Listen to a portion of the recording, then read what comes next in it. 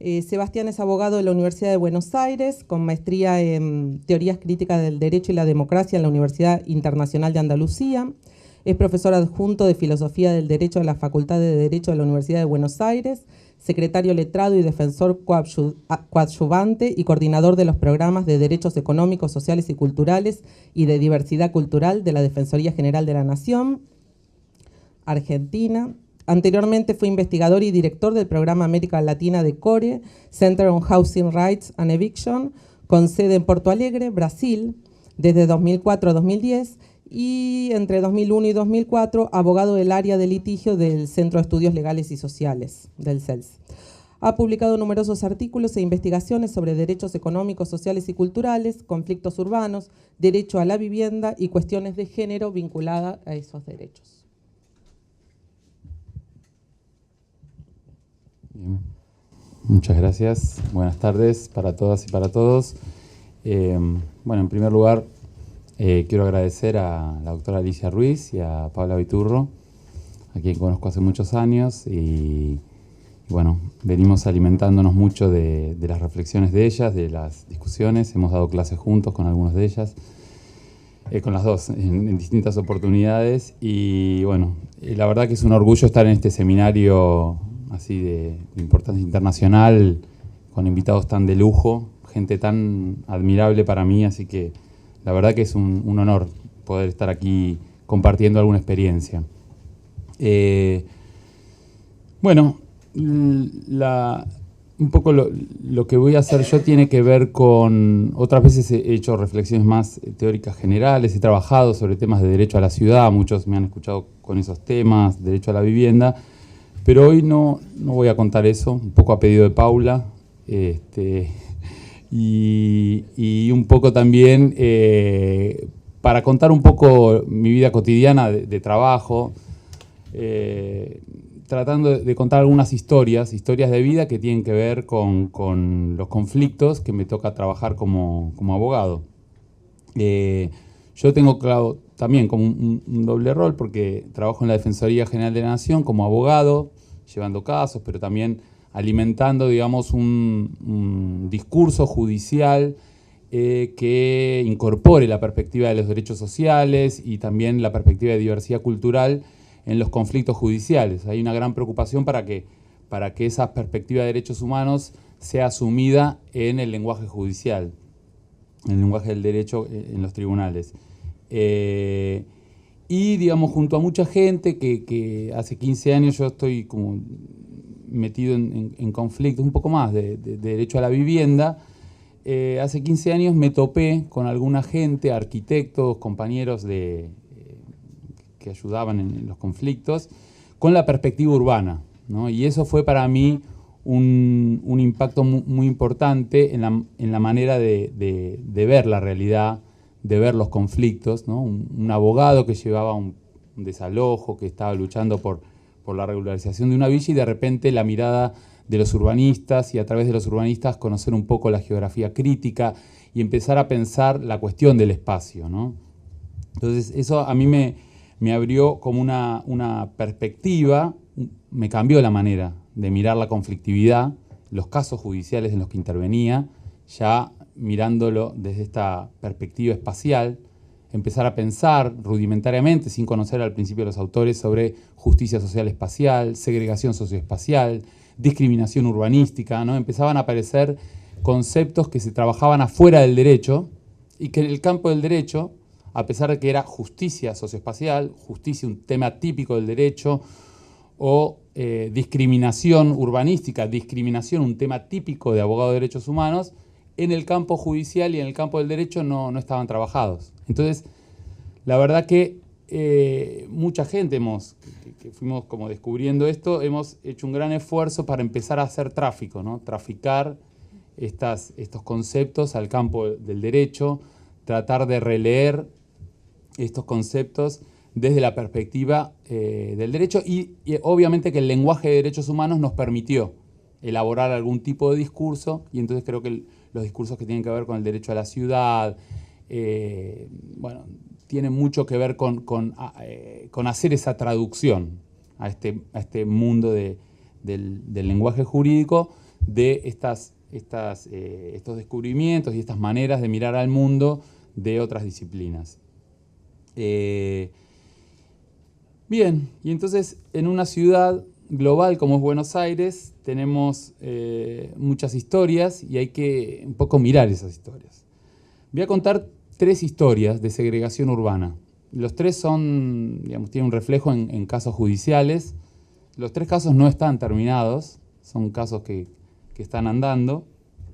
O sea que voy a omitir, digamos, bastante información. Pero bueno, son historias que nos ayudan a ver cómo el campo del derecho mira estas cuestiones, estas historias de segregación en la ciudad, en las ciudades globales, y bueno, qué desafíos, qué oportunidades podemos tener, sobre todo actores judiciales, ¿no? Operadores del derecho para intervenir. O sea, ¿cómo podemos intervenir? Y cuando pienso intervenir, pienso tal vez en 2 líneas. Intervenir en el relato, o sea, de cómo se construye la descripción de los hechos del conflicto, y por otro lado, bueno, la intervención en la elaboración del discurso de adjudicación del derecho, ¿no? Que ese es tal vez un poco más fácil, digamos, porque tenemos un amplio lenguaje y repertorio, digamos, de derechos humanos que nos permite articular, aunque todavía sea bastante difícil que muchos jueces se hagan eco de esa línea argumentativa. Hay material disponible. Bueno, el primer caso que quiero contar, los primeros 2 casos son casos que tienen un tema en común. Barrio pobre, zona peligrosa, ¿no? El primer caso es el caso del barrio Piedrabuena, acá en Capital, es un conjunto monobloc que Zaida creo que lo ejemplificó hace un rato. Y resulta que en unas mesas de seguridad que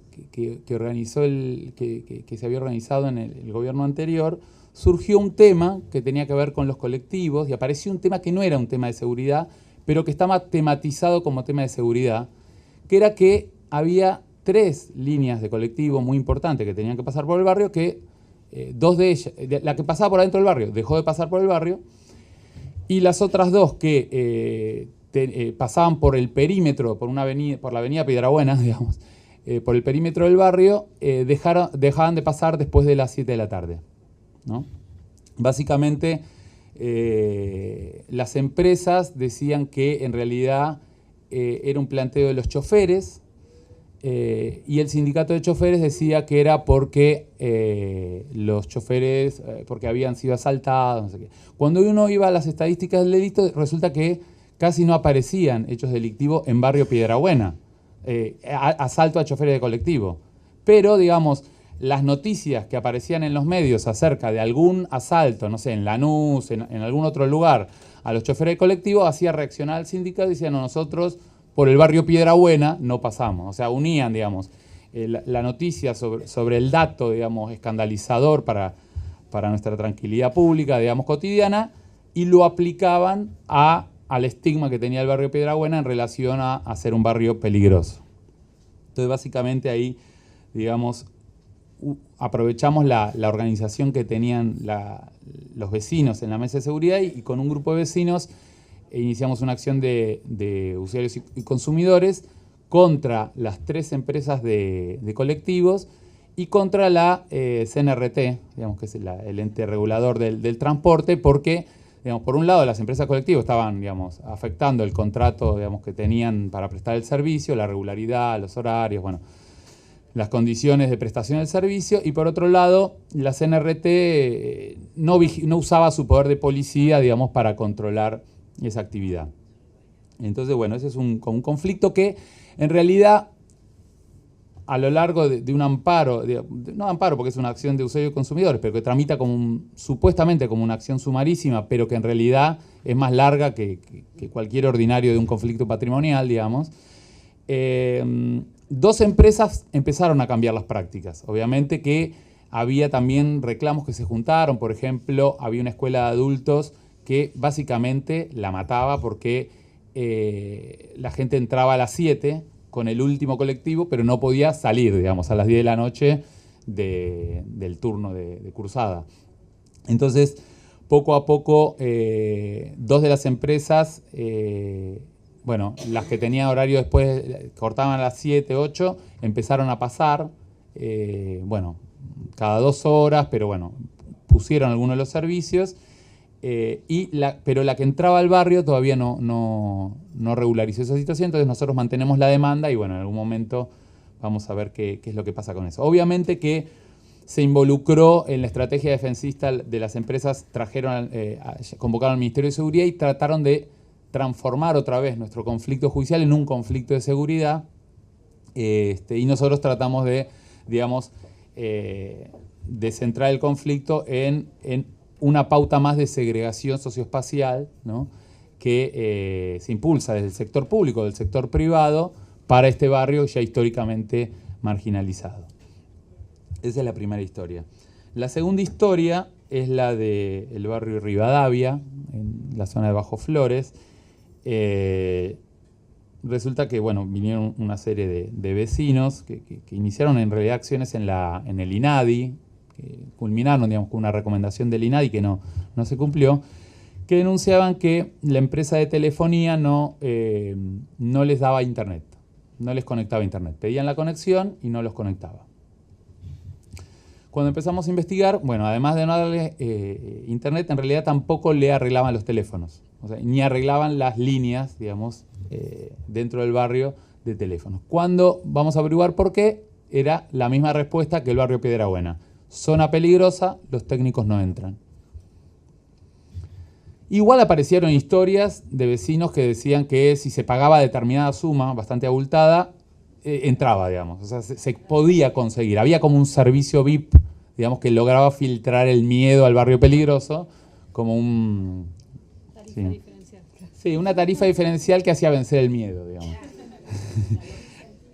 Pero, digamos, nosotros no nos enfocamos en eso, sino más bien en el problema del mismo criterio. Una acción de usuarios y consumidores diciendo, este es un barrio históricamente discriminado, con más precariedad de servicios, con menos escuela por cantidad de habitantes, con una serie de discriminaciones históricas en la distribución de infraestructura, con peores indicadores sociales, y encima de todo, a pesar de que en la escuela le dan a todos los chicos una computadora que van a la escuela pública, no tienen internet, digamos. Así que medio como que aparte están frustrando toda la política pública de inclusión tecnológica que tenía el Estado, porque al fin y al cabo, o sea, viven sin internet y con las líneas telefónicas que se van cayendo y no las arreglan. Entonces, bueno, ahí también hubo una intervención de ese tipo, tratando de hacer visibilizar eso con un discurso, digamos, que articula el derecho a la ciudad, el enfoque de segregación socioespacial, discriminación urbanística, discriminación urbana, o sea, tratando de traer estas discusiones al caso judicial, aunque obviamente en general los jueces, si entienden algo, lo van a entender por el lado de acción de usuarios, la ley de usuarios y consumidores, el lenguaje, digamos, que van a interpretar. Pero la idea es entonces traer a este discurso judicial otras perspectivas de derechos humanos localizadas en la dimensión espacial, en la dimensión urbana, y traerlas a la discusión a ver si puede enriquecer la mirada jurídica del conflicto. La tercera historia es la historia de Marta. Esta es la última historia. Marta es una mujer de 35 años, oriunda de Ciudad de Rosario, pero que vive en el conurbano, una ciudad X del conurbano, que es gitana, es rom, es perteneciente, es nieta de inmigrantes gitanos, y que es sorprendida en la calle con una mochila en la cual tenía 130 CDs y 60 DVDs con películas. Bueno, entonces la policía la intercepta, no tenía un puesto de venta, sino simplemente ella iba caminando por la calle con su mochila, la interceptan, le abren una causa judicial tratando de imputarle que era una vendedora ambulante, y queda procesada por infracción y exhibición, infracción a la exhibición y almacenamiento de copias ilícitas de CDs y de copias de obras cinematográficas. Bueno, hay un informe al Instituto Nacional de Propiedad Industrial, está la Dirección Nacional del Autor, ¿no?, para ver ese material secuestrado. Marta dice que tenía, digamos, en la mochila esos CDs, porque los estaba llevando a su casa, que vive en una familia gitana, que son 10 integrantes, y aparte, por la naturaleza, digamos, digamos las características culturales de la familia, siempre están recibiendo muchos familiares, digamos, son casas donde circula mucha gente. Y explicó que ella llevaba esos CDs a su casa, digamos. Bueno, el juez califica el delito como puesta en venta de productos con marca registrada falsificada y fraudulenta, en concurso ideal, con el delito de exhibición y almacenamiento de copias ilícitas de obras cinematográficas y musicales. Y dice que el perjudicado es el titular de las marcas, o sea que acá hay un... A pesar de que el INPI dice que algunas no tienen marcas, no son marcas registradas, y algunas canciones que aparecen tampoco tienen registro, pero bueno, algunas otras sí. Y bueno, obviamente esta causa se eleva a juicio, y este es un caso más de miles de casos que puede haber en el conurbano, pero una empleada de la Defensoría dijo, de la Defensoría de ese lugar, dijo, esto me parece raro. Dice, acá hay una mujer gitana que es detenida, que le abren la mochila, ¿no? ¿Por qué a ella? ¿Qué pasa con esta, no? Y dice, bueno, entonces vamos a pedirle al programa de diversidad cultural, que nunca nos llaman de la Defensoría, ayuda, a ver. Entonces, nosotros en la Defensoría tenemos una compañera antropóloga que además es rumana, o sea que aparte es una gran conocedora de la cultura romaní y gitana. Y entonces nos ayuda a hacer como un dictamen, digamos, hacemos como un informe social-cultural y un dictamen de diversidad cultural que presentamos en la acción judicial. Y básicamente los ejes que trabajamos en estos dictámenes, que también se han repetido ahora en otras situaciones, tienen como algunas premisas. La primera, digamos que las mujeres pertenecientes a algunas minorías culturales y en situación de pobreza son portadoras de un potencial múltiple de condiciones de vulnerabilidad, y que los tribunales tienen el deber de considerar estas especificidades culturales y étnicas en el procedimiento penal como un principio general de orden público. No voy a desarrollar todo el informe porque eso lo pueden ver en la página de la Defensoría, pero para ver los tópicos del nuevo lenguaje descriptivo de los hechos que nosotros queremos reconstruir, ¿no? Tercera idea es que las soluciones del conflicto penal tienen que contar con un enfoque de diversidad cultural. O sea, necesitamos reconfigurar estos relatos que arma la policía, el comisario con el testigo ese ocasional que siempre consiguen en la calle y que arma una verdad de los hechos, digamos, que no contempla o deja de lado toda esta diversidad cultural, estas historias de migración, estas diversidades de las minorías que viven en la ciudad. Para ello también traemos algunas ideas. Por ejemplo, hay un protocolo muy valioso de actuación que tiene la Suprema Corte de la Justicia de México para temas de indígenas, pero se aplica también para comunidades minoritarias.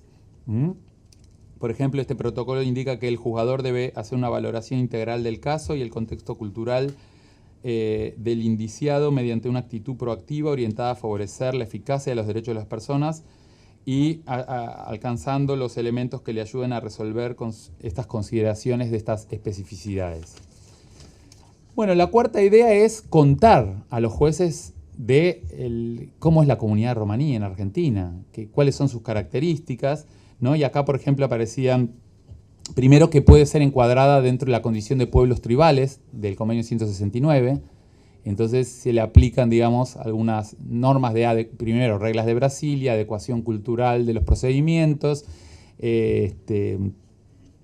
y ahí se cita también un reconocimiento acá específico sobre estas cuestiones que hizo la Corte Constitucional Colombiana, que ya reconoce al pueblo rom gitano como pueblo tribal al que se le aplica el Convenio 169. Entonces, como nuestros tribunales tienen una trayectoria de aplicación del 169 sobre pueblos indígenas, bueno, es algo como más familiar para traer a consideración este tipo de conflictos. En quinto lugar, contamos un poco cómo es la historia un poco qué estereotipos y qué factores de discriminación existen en el discurso acerca de los gitanos en la Argentina y en las comunidades, digamos, por lo menos de Buenos Aires. Entonces, ahí, bueno, un poco se hacen visibles todos estos tipos de estereotipos, ¿no? Los gitanos roban niños, se los comen, las mujeres gitanas hacen brujería, los gitanos son ladrones, estafadores o poco confiables, son antisociales, son perezosos, peligrosos. Bueno, hay una serie de consideraciones en el discurso social que circulan, al cual obviamente ninguno, ni la policía ni los operadores del sistema judicial son ajenos. Crecimos, digamos, con esos discursos y eso juega un papel entonces a la hora de tener que resolver estos conflictos. Y finalmente, dentro de la perspectiva de esta cultura romaní, también tiene una nota relevante la discriminación de género dentro de la cultura romaní. O sea, el papel subordinado que cumplen las mujeres en las comunidades gitanas, inclusive aún, digamos, si hay,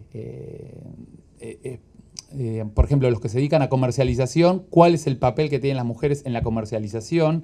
Ni graban los CDs, ni saben de qué se trata, o sea, que las mandan a la calle por ahí a comercializar, si fuera el caso o no, no sabemos, digamos. Pero existe, digamos, todas relaciones de opresión, de violencia contra las mujeres dentro de la comunidad que también, digamos, cumplen un lugar en este rol y esta exposición, digamos, al olfato policial, digamos, discriminatorio en el cual pueden llegar a caer. Y finalmente, lo último es toda una línea de trabajo sobre condicionamiento cultural para comprensión valorativa y normativa. O sea, en general las mujeres romaníes, en esta historia es una mujer que en cuarto grado dejó la escuela, hay bajo nivel de alfabetización, la alfabetización que hacen no la utilizan porque es una cultura fundamentalmente oral, o sea que y hay entonces una gran dificultad para comprender, digamos, todo lo que es digamos, por ejemplo, el acta policial que le hicieron, por más que hasta inclusive si fuera una buena lectora, tampoco hay capacidad de introyectar en relación a una cultura que se mueve con otros parámetros. Y entonces, bueno, ahí se traen a consideración, bueno, todo esto, este enfoque, digamos, del derecho penal que tiene que ver con el error de prohibición y tratar de hacer un link, digamos, que filosóficamente uno puede tener algunos cuestionamientos, pero que para traer estas historias y estos nuevos relatos es bastante útil. Entonces, básicamente, la estrategia en estos casos tiene que ver con reconstruir los relatos de los tribunales y a veces entonces necesitamos ayuda de antropólogos, urbanistas, de otros discursos, digamos, para poder hacer visibles estos grupos estigmatizados y tratar de reconfigurar el relato que se hace en los procesos judiciales. Un poco, entonces, es una intervención sobre el relato a través de esta aproximación. Bueno, estas son las 3 historias. Muchas gracias.